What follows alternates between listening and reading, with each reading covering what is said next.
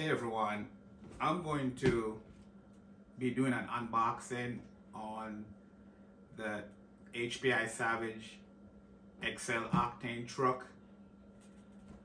I've posted on multiple Facebook groups, mainly the Savage HPI ones, that I'll be selling some XL trucks. They're on their way. Coming from supplier. I think it's around 54 trucks that I'll be selling.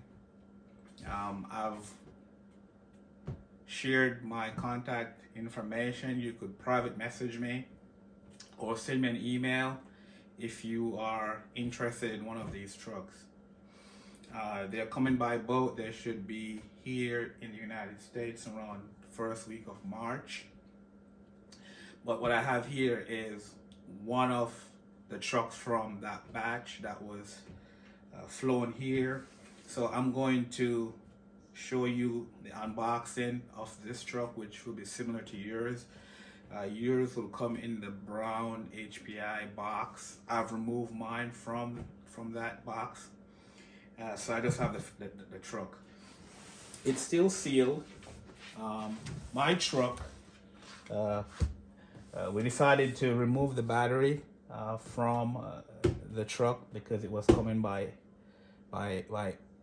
air. We didn't want to take that risk, so it was unsealed, and then the battery was removed, and then it was resealed. So I'm going to unbox it right now one more time. So I want to cut this seal.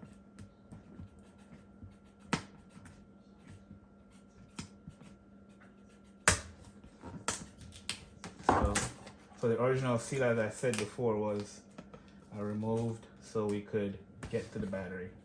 Your truck will have the battery still in there because it's coming by water, right? So let's open her up.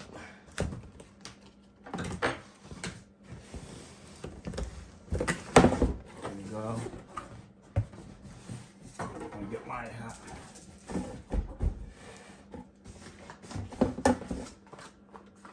So I got this little box here. Set that to the side.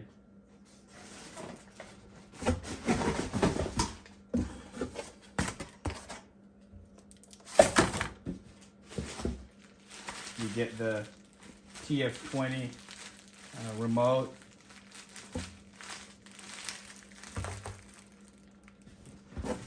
You get the truck. Let me move it to the side a little bit. You get a bag of parts. This one is, I think the bag broke, but you get shock, preloaders, you get a high mount, body mount post, you get filter oil, tools for your wheel, tool for removing your spark plug, and a wrench, 2-cycle oil. In this case, here it's ripped in the bag. I think this container broke, at least on mine. You get the HPI manual, sealed, stickers. Most guys probably know this remote. I don't even take it out. Most guys know this remote. So let me remove the box. And so this is a box with all different charger plugs for charging your battery.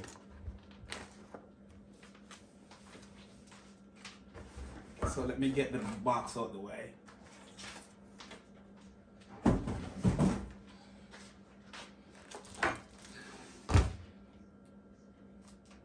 So here's the truck. Wheels are good. They're not flat, so that's a good sign. They were sitting for a little bit, so you'd probably expect the shocks to be dead or not, or not flexing. It is flexing well. The wheels have no flat spot, so let's get the body off.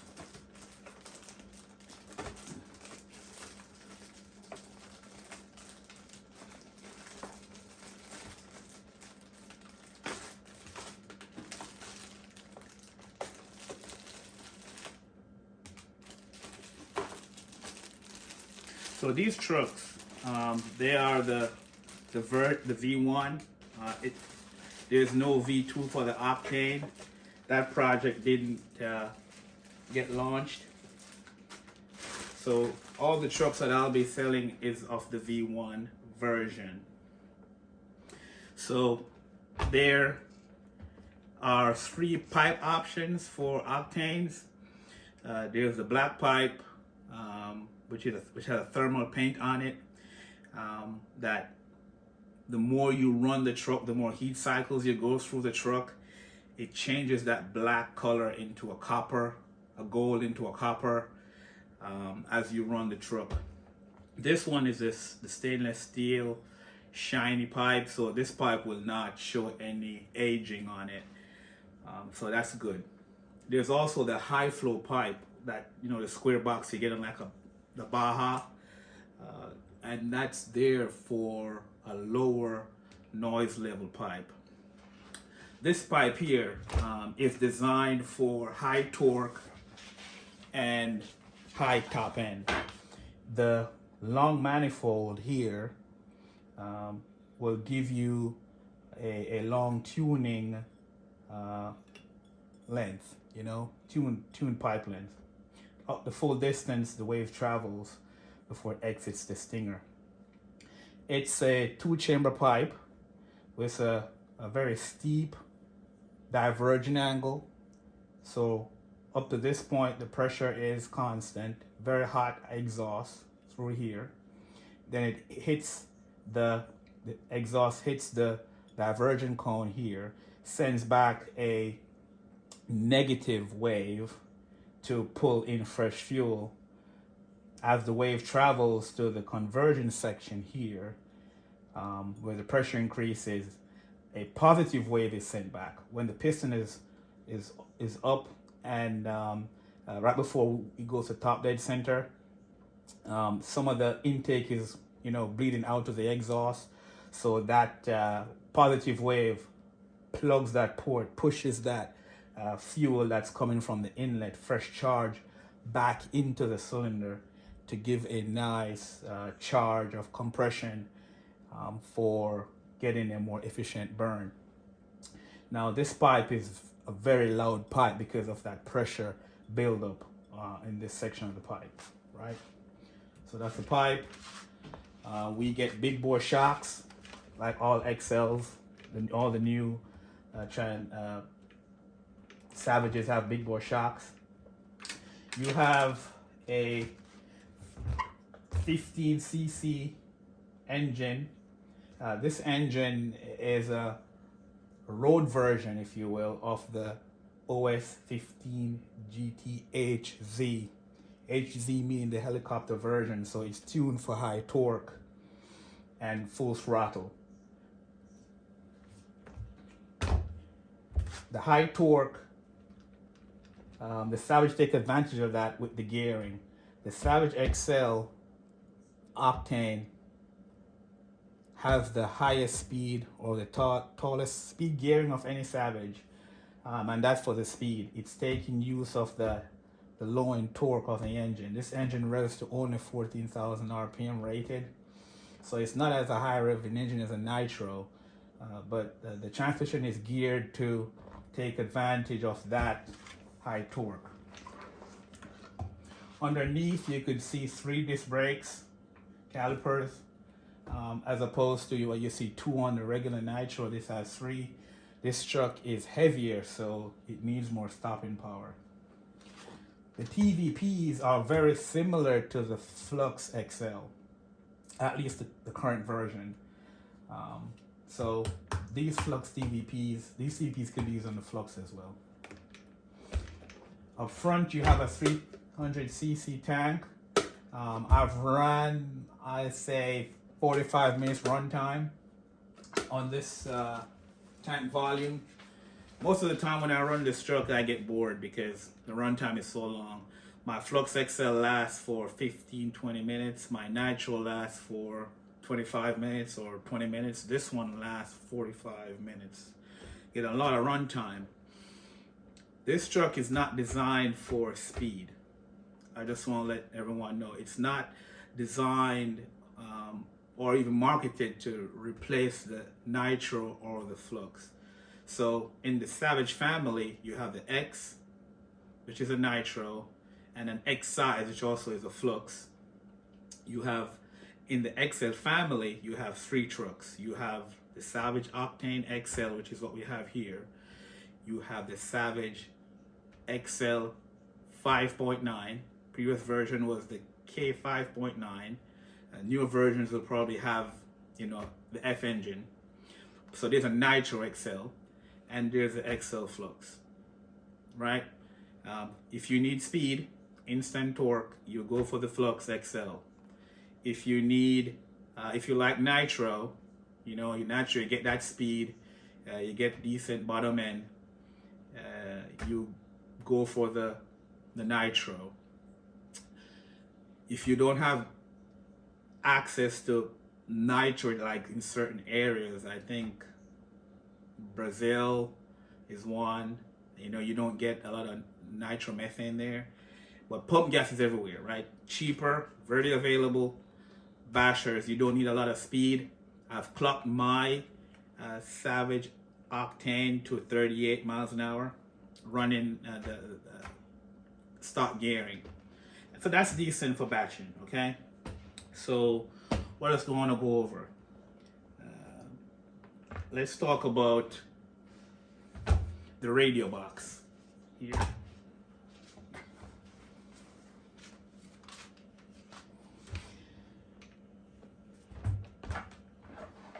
So the radio box has two clips, right? Two. Inside there's a CDI box, which takes the battery charge and increases that voltage to around, let's see, I think it's on here. This one doesn't say, but I think it takes it up to like, I forgot the number, but really high voltage, but low current. And then it sends that discharge current to the spark plug. I think it's over 14,000 volts, if I'm correct. So since we're talking about the CDI, common issues with the CDI.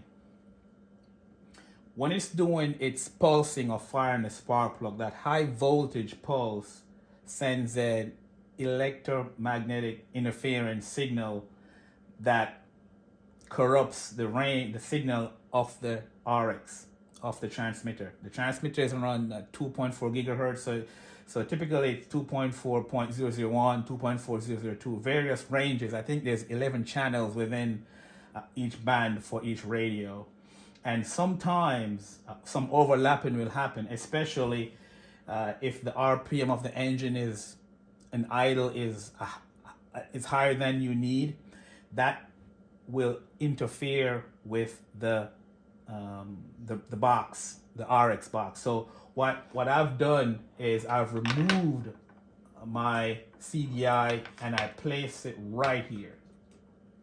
My videos on my YouTube channel will show, and I zip tie it there to get it away from the RX, from the receiver radio, and that takes care of the interference. Okay. With the CDI removed from the box, I have more room to put bigger batteries in here. This box is designed to hold 2 6-volt hump packs along with the CDI box. So now I could run LiPo, LiFi batteries in here. You would normally want to put the LiFi or the LiPo connected on the CDI, and probably a hum pack if you could afford, if that's what you could afford, goes to the receiver. Okay, so I'll explain how this is wired up. This black cable here, this one, this goes to the speed sensor that's timed to the crankshaft. It's bolted to the engine. There's a magnetic rod that's in the flywheel.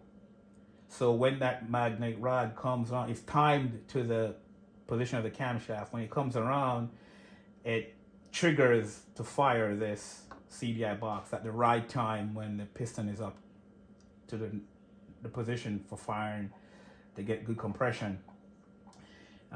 That Hall sensor or that speed sensor has to be clocked a certain degree. In your truck, it should be positioned, and the manual will show you all the way up this way, all the way up this way, looking from front, right? It's held in by 2 screws. Sometimes those screws will vibrate loose. So my recommendation to you guys is, if you're not intimidated by the truck, remove the engine and check that if you have starting issues.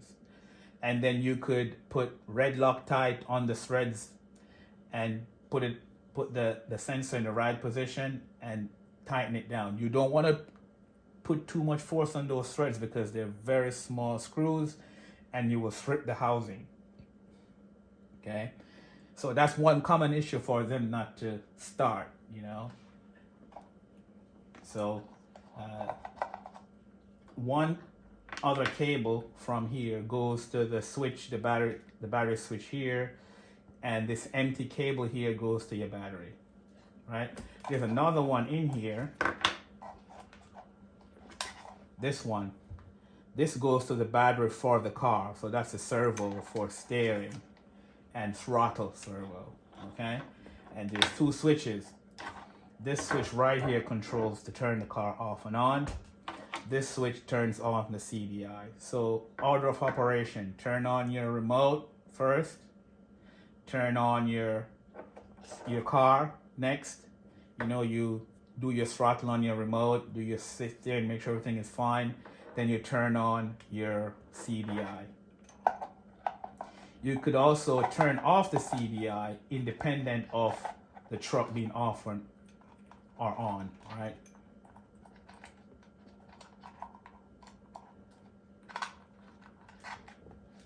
So I'll get this back in.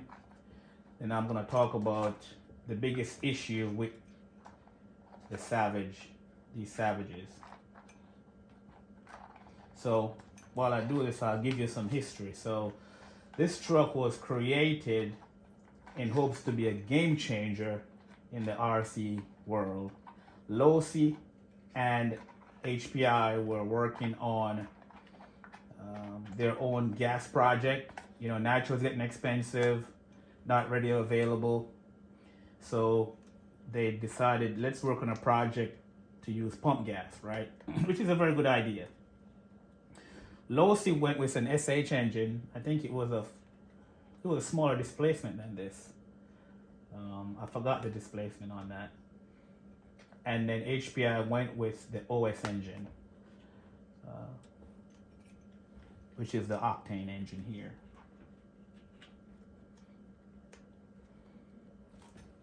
The main difference with those 2 engines is that the Losi was designed from a nitro architecture, I think, and the HPI was a gas engine from the ground up. So you have a real spark plug, you have a gas carburetor, right? And they both try to beat each other to the market. And I think the biggest issue on both trucks was that they did not get enough real world testing. They wanted to be the first to market. HPI eventually won that battle, but it was short lived and both trucks had issues. and they were both discontinued. So some trucks never got shipped. That's the reason why we have these trucks ready. I've worked with HPI, and I've worked with a lot of guys on my Facebook HPI group to tune these trucks, because I've figured out basically all that could go wrong with them if the engine is working and the carburetor is working. The biggest issue with this truck is the carburetor is oversized for this 15cc engine. This is a Walbro 668 carburetor that you get on your Baja, your 23, 26, even your 29cc engine has this carburetor, bigger displacement. So this carburetor is oversized for this small engine. So what happens is you tend to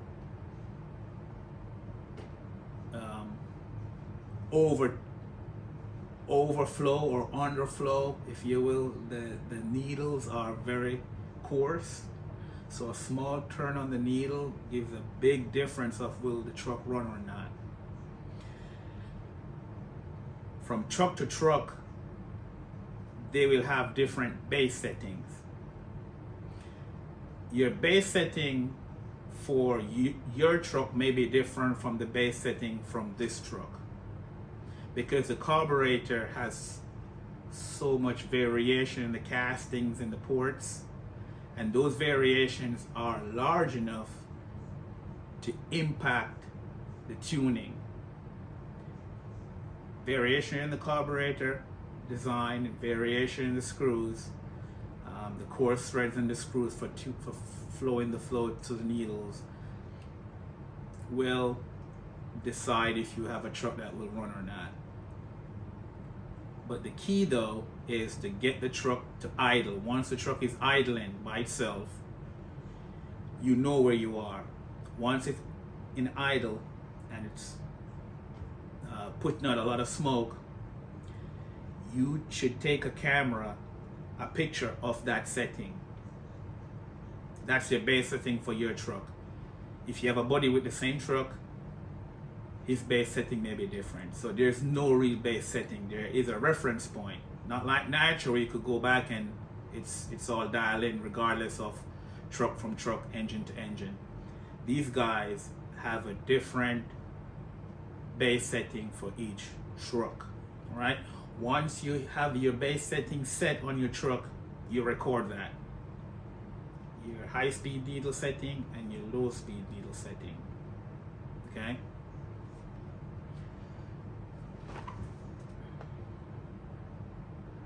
I'm going to bring this up closer so you could see at least what the starting setting is for this truck out the box on the needle. I don't know if you could see it. I'll probably take a picture, but the top screw is your high-speed needle. The low screw here is your low-speed needle. This big shiny screw is your idle screw. On your nitro, like your idle gap screw, right? So this is the base right now for this truck.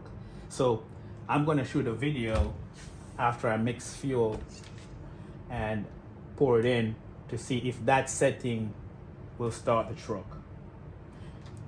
Regarding fuel, I use pump gas. Where I'm at, I can get ethanol free gas, and I tend to run only ethanol free in my truck. You don't have to do that. The thing with ethanol free is that it does not gunk up or make the diaphragms hard in the carburetor, so the fuel could sit for forever. With ethanol, you don't want to keep the fuel in the carburetor or in the tank. You want to flush that out. You don't want to store it with the fuel.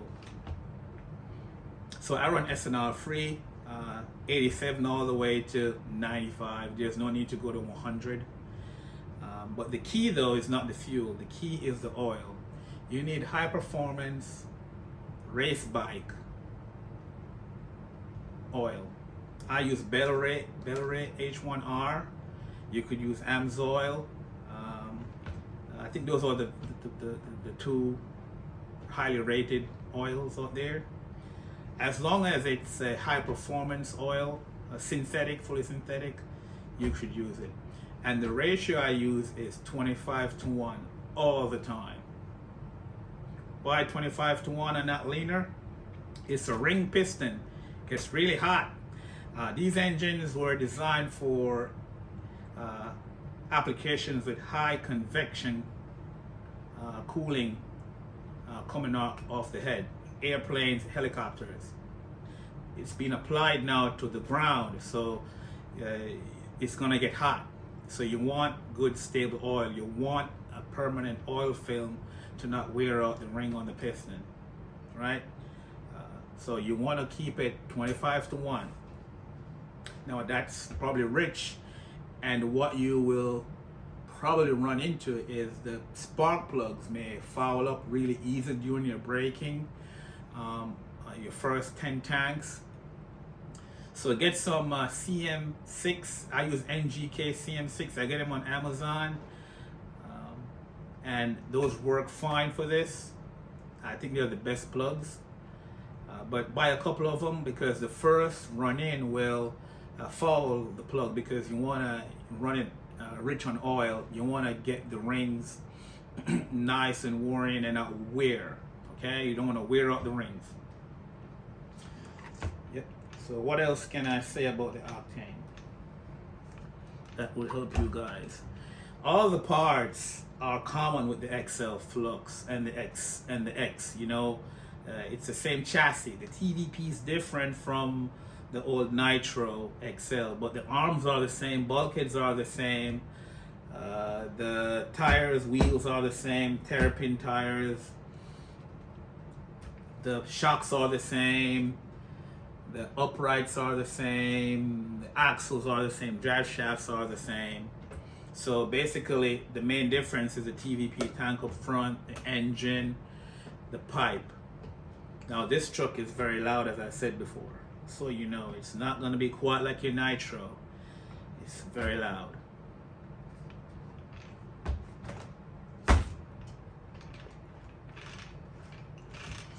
The transmission has one plastic gear. The first gear is plastic. Every other gear is either sintered or machined hardened steel, which is a very good thing. I've never damaged a gear in my sixth. This is would be my 7th Savage Octane. So I've never damaged a gear in any of them, and they're very high torque engines. I think it comes with the same 12. Okay, this is the 50, the SFW. 50 WP waterproof high torque servo, but back then high torque was 12 kgs. All right, so I change these out when they die. I just don't change them as well. If it dies, I buy a 25 kg servo to replace the stock one here. The throttle is a 10W. That's fine. You know, you don't need more than 15 there. One advice though, if you do change out this 50 WP, if it doesn't fail, you change it out. Don't throw it away. Switch it to the throttle servo over here. You know, put that over here and put a stronger one in the front if you were changing and it's not failed. The truck is a pull start. Very strong pull start. There's a choke, right? So method of starting, and I'll show this in my running video. Right now it's off choke, so you do choke and you give it, say, 3 pulls. 1 pull, 3 pull, and then you start to fire like it wants to fire. You do put the choke down and you give it like 3 more pulls and it should start. But please do that after you fully prime the carburetor. The gas guys may know this, but there's a Walboro carbs have a bubble here for you to prime the engine. So make sure it's fully primed. And what you'll see fuel comes in and goes to the carb, comes back out to this clear line with bubbles in there. You want to make sure that's solid with fuel. Then, you know, all the bubbles are gone.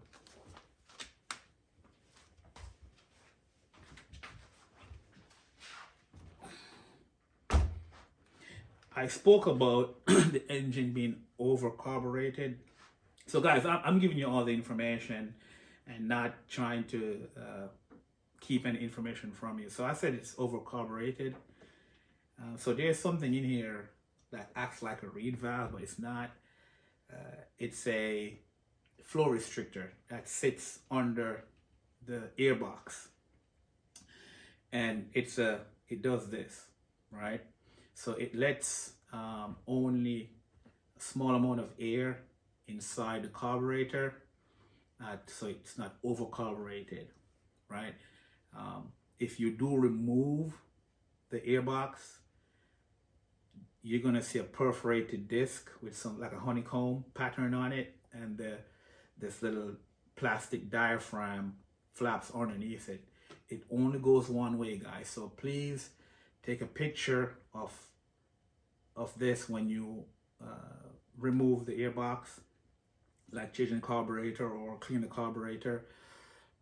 Make sure to check the orientation of that disc and that little flapper valve. I call it a t-shirt. It looks like a t-shirt, Make sure you put it back in the same orientation, or else, as I said before, this engine is very sensitive to this carburetor, air and fuel. So you want to put it back in the same position as it was before. Some people run kill switches on these. You could wire it up for kill switch, but I don't. Because of how this engine runs. It doesn't run on a magneto thing like what the regular gas engine runs on. It runs on the CDI. So it's not easy to do a kill switch on it, but it can be done. You just could Google it. Okay, let's talk about parts and service. So these trucks, they're discontinued. So you can't run to HPI and say my warranty on my XL is so. These are discontinued trucks. Full disclosure here. Parts are at HRP. Parts are online. HRP is the importer for all HPI to North America, Canada, and USA.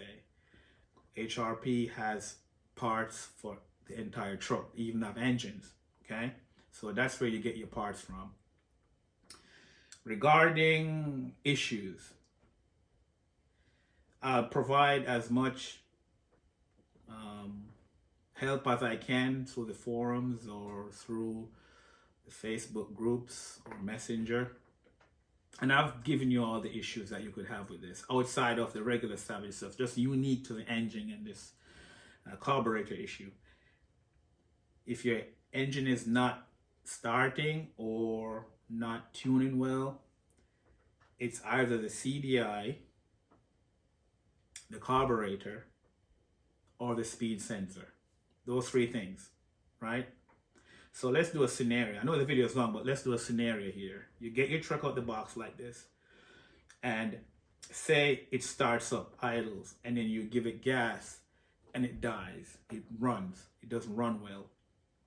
One of the first things you probably do, and let's assume you have battery charged up and everything, you know, as fuel is 25-1, fuel is going into the carburetor, the spark plug is good, but you just don't know if you're too rich or you're too lean, right? So what I would do is I would set the choke to halfway. Now what that does, when you fully choke the engine, you're giving it a lot of fuel versus air. So if I set it halfway, meaning I'm cutting off the air and giving it more fuel, more bias toward the fuel side. If the truck runs in that setting, it means it was too lean and it wants more fuel. So you would set it back, the choke back to off, and then you richen the needle, richen the high speed needle, okay? Vice versa.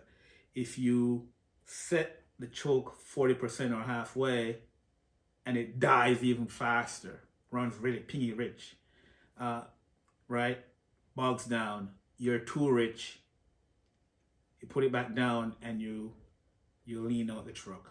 Okay, that's the first thing you do, right?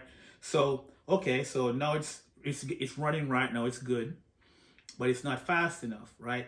But hey, keep it like that for the first couple times. Be patient, right? You don't want to wear out that piston ring into the sleeve. Run it rich. When it idles, let it sputter fuel on the ground, oil, and let it a lot of smoke, you know, and you keep it full, half throttle. Don't give it full throttle, half throttle, right? Right around 8 circles, just like you do for nitro, right? Build up that oil film on the rings and the piston and on the parts, you know, run the engine in, right? For the first couple tanks, do that, right? And that's how you break these in. You don't break these in on a bench or idle tank and all that stuff. You don't do that. You could do it while doing slow driving, you know? Right, so that's why you break it in for those couple tanks. Now, as you get to your 8th tank, I want to say you want to start leaning out the top needle, right? You know, the top needle. Now, how much do you turn it to? So leaning out clockwise around 1/32 of a turn, or 1 minute on your clock. Really small turns.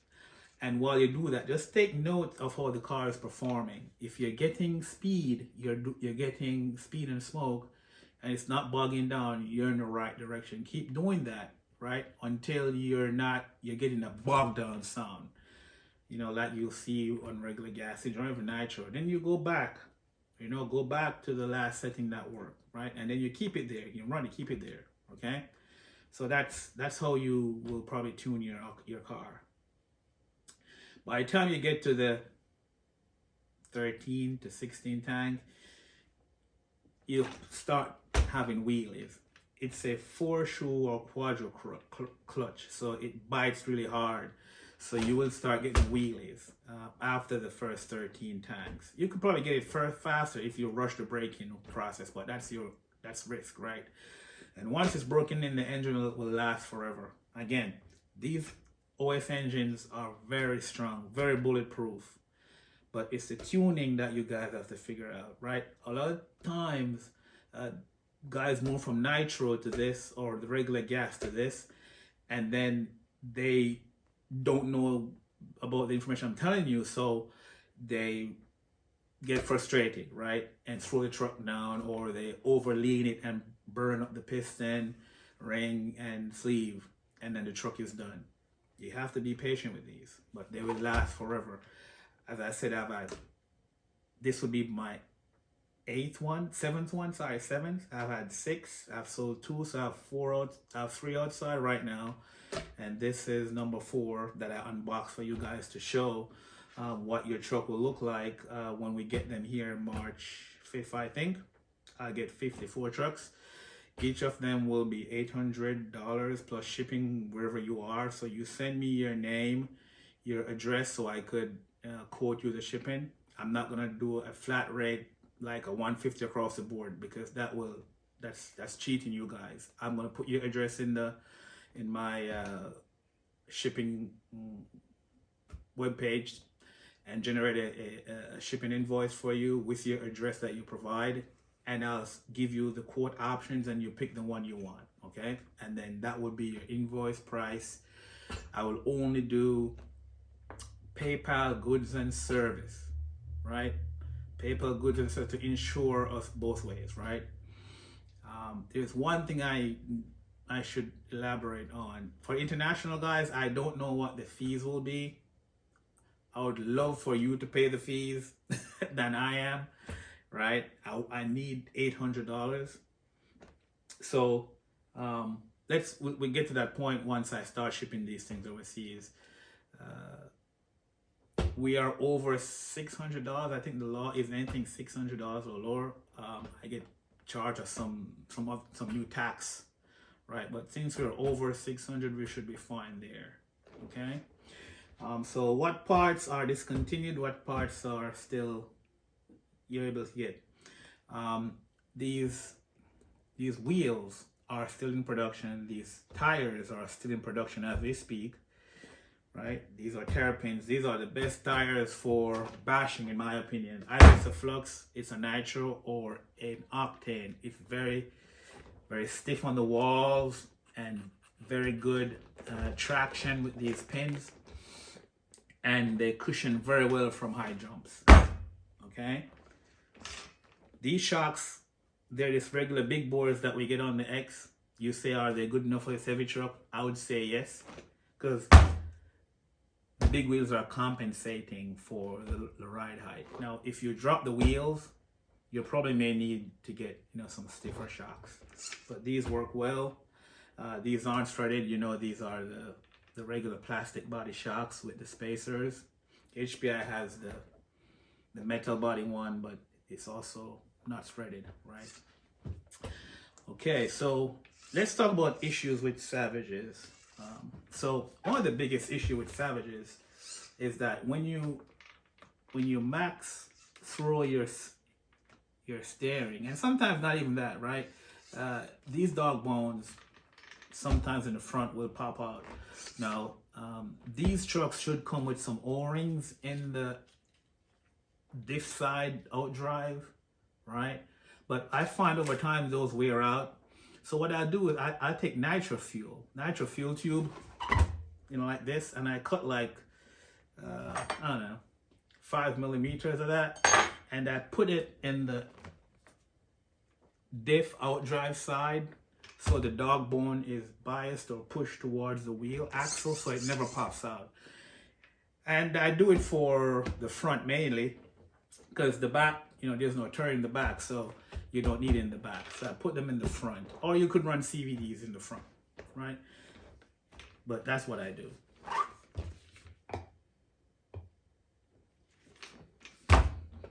I think that's it, guys.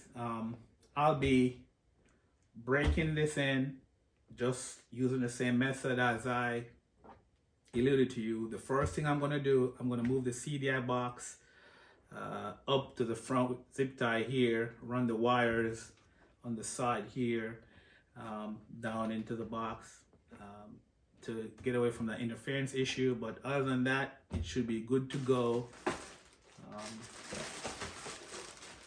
I should tell you, these bodies are discontinued. The shape of the body, though, this body is the same mold that is being used to make the new GT XL1, the green Flux. It's the same body, but painted differently.